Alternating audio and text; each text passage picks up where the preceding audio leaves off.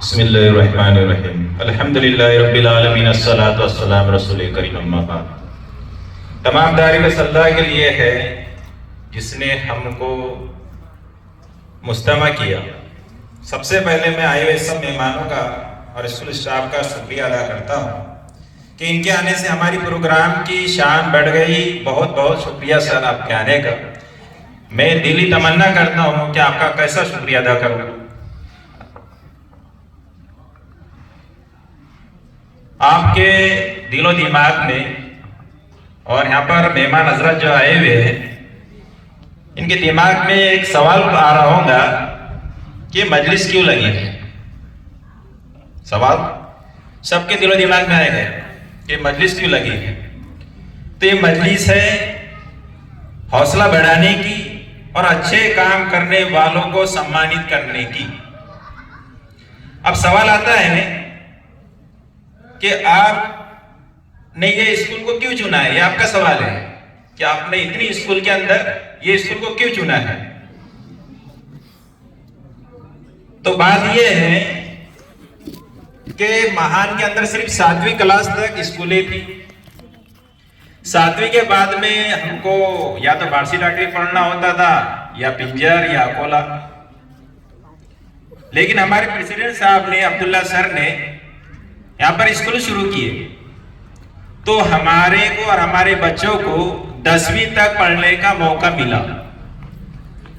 फिर 10वीं के बाद में आगे की पढ़ाई के लिए फिर हमको अकोला फारसी डॉक्टरी पिंजर जाना होता था। ठंडी में पानी के अंदर धूप में सारी मशक्कतों से हमको स्कूल जाना होता था, कॉलेज जाना होता था। जब हमारी 7 बजे बस होती थी तो हमको 5 बजे उठना होता था, पूरा फ्रेश होकर 6:30 बजे बस स्टैंड पर आना होता था। तो बड़ी दिक्कतों से बड़ी मशक्कतों से हमने आगे की पढ़ाई पूरी कर। उसके बाद हमारे प्रेसिडेंट साहब ने यहाँ पर जूनियर कॉलेज खोले और होता था क्या कि हम पढ़ाई तो लड़के लोग कर लेते थे लेकिन लड़कियां जो है 10वीं तक पढ़कर घर पर रह जाती, 11वीं 12वीं पढ़ाई नहीं कर सकती। जो इनके पढ़ने के जज्बात पे खत्म हो जाते। एक दो लड़कियां जो थी वो कॉलेज में आती। लेकिन हमारे सर ने जूनियर कॉलेज यहाँ पर शुरू करने की वजह से ये जो लड़कियां बैठी है अगर आज यहाँ पर कॉलेज ना होता तो ये यहाँ पर मौजूद नहीं होती और इनके जो जज्बात पढ़ने के और आगे बढ़ने के थे ये आगे नहीं बढ़ पाए। तो हमारे प्रेसिडेंट साहब ने जूनियर कॉलेज शुरू किया जिसकी वजह से यहाँ पर सारी लड़कियां मौजूद हैं और हमको भी सहूलत हो गई है।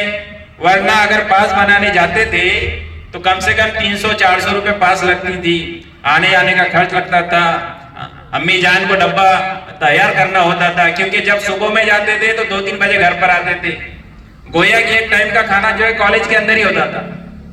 लेकिन इस दौर के अंदर सारी जद्दोजहद हमारे प्रेसिडेंट साहब ने की है। अल्लाह इनको बेहतरीन जज़ाए खैर अता फरमाए। इनके बरकत इनके उम्रों के अंदर बरकत दे कि इन्होंने कौम के लिए एक इदारा तैयार किया और ये इदारा मामूली इदारा नहीं है कि मान के अंदर हमने हमारे टीम ने पिछले 3 महीनों से हम सर्वे कर रहे हैं। पिछले 3 महीनों से हम सर्वे कर रहे हैं और हर एतबार से हमने सर्वे किया। डिसिप्लिन, प्रेजेंटी, पढ़ाई लिखाई, स्कूल का परसेंटेज और वहां से देखो यहाँ का मेंटेनेंस, ये सारी चीजों का हमने बहुत अच्छी तरह 3 महीने तक सर्वे किया। उसके बाद में इस स्कूल को हमने अवार्ड के लिए चुना और मेहमान हजरात को हमने हर क्लास में ले जाकर पूरा स्कूल का जो है बता भी दिया है कि किस वजह से हमने इनको अवार्ड के लिए चुना है। कहने का मतलब ये है कि इनकी जो कॉलेज है ये 100% स्टैंडर्ड मेंटेन कर रही है।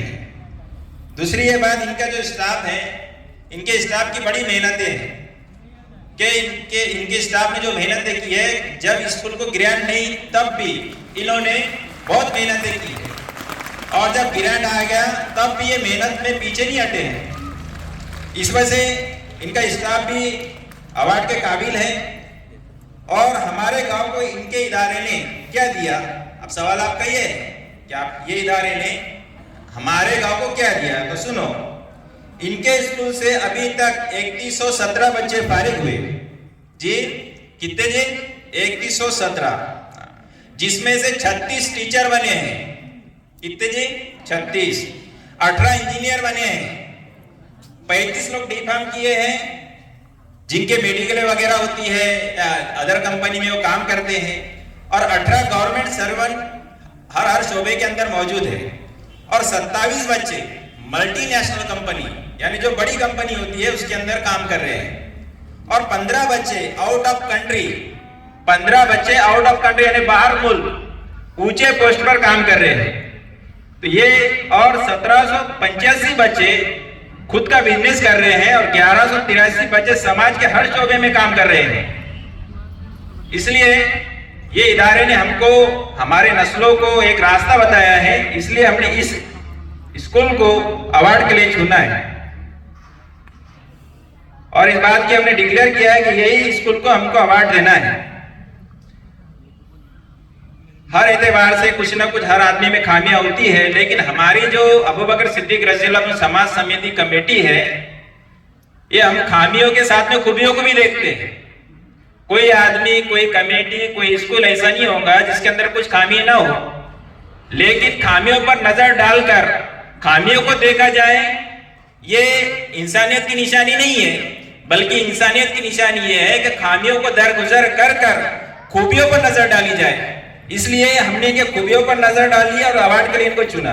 दूसरी बात, क्या आपको कुछ लोग मिलेंगे जो गुनाहों पर सजा दिलाने की कोशिश में रहते हैं, और कुछ लोग वो होते हैं जो बेगुनाह को गुनाहगार बनाने की, बदनाम करने की इसलिए कोशिश में रहते हैं, और कुछ लोग ये होते हैं कि कौम के लोगों को अच्छे रास्ते में लगाने की कोशिश करते हैं, जिसमें से हमारी एक कमेटी है। इसलिए हमने इनको सारी चीजें मद्देनजर रखते हुए ये स्कूल को, यहाँ के स्टाफ को, इनके प्रेसिडेंट को अवार्ड के लिए चुना है। इसलिए